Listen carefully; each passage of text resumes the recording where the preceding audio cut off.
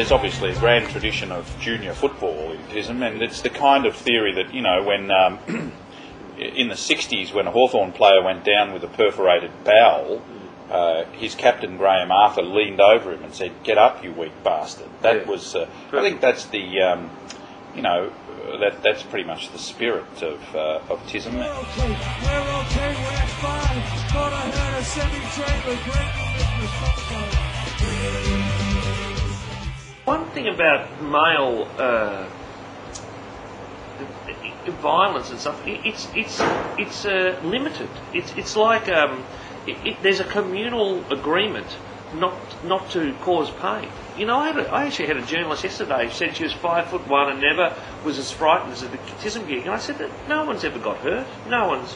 Sure, there's been blood noses and lawsuits and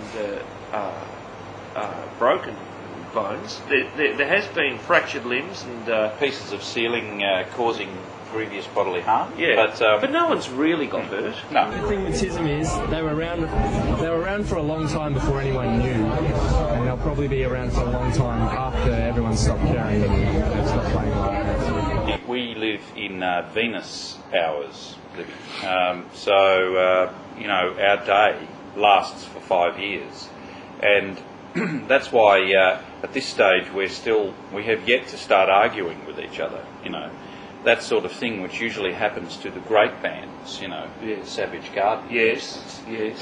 When that initial honeymoon phase is over, and the sex becomes something that's expected by duty.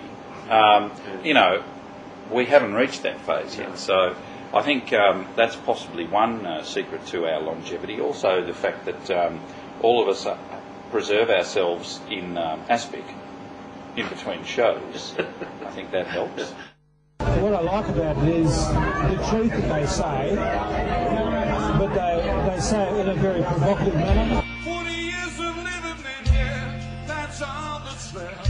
40 years and 40 years, that's all that's left. The audience is like a tiramisu, Libby.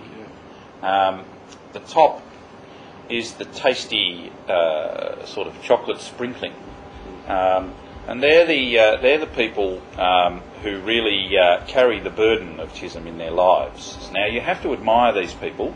They are the absolute stormtroopers for TISM.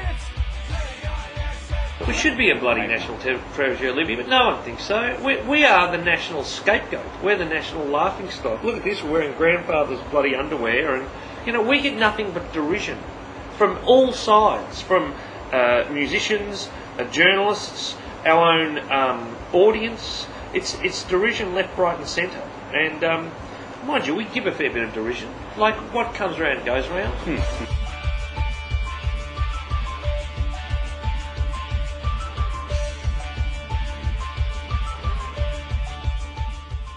Our costumes, Ringo and John, and the album's called The White Album and stuff. What we're doing here is basically what Jen are doing, which is just taking the Beatles' ideas and changing them a little bit at the end. You know, and if it's worked for Jen, it's going to work for us. That's what we're hoping. TISM the shit, but who the fuck isn't?